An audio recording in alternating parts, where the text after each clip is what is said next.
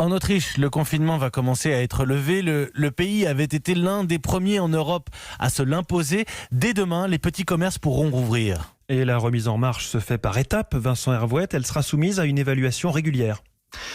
Le déconfinement est une sorte de striptease, la levée de tous les interdits, à tout petit pas, mais en cas de désordre, Sébastien Kurz, le jeune chancelier, baissera le rideau.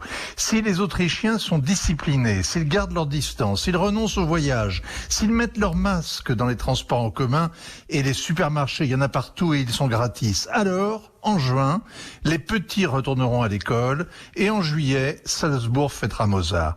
Dès demain, les magasins de jardinage, de bricolage et les jardins publics seront rouverts.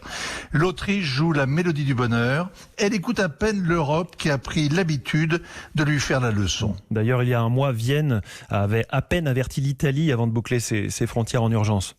Les trains et les avions sont annulés, le col du Brenner fermé et les habitants confinés. Il n'y avait en Autriche que 200 malades du coronavirus et pas un seul décès. C'était le 10 mars. Emmanuel Macron dénonçait une réaction disproportionnée. La presse raillait la trouille, l'égoïsme, la triche des Autrichiens.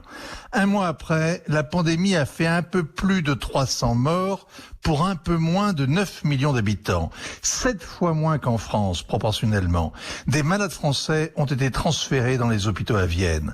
Mais quand même, la levée du confinement inquiète l'OMS. L'Allemagne et l'Europe s'alarment. Sébastien Kurz suit son chemin. On peut critiquer la politique de l'Autriche, mais pas lui préférer la politique de l'autruche. C'était le regard international de Vincent Hervouette tous les jours dans le journal de 8h d'Europe.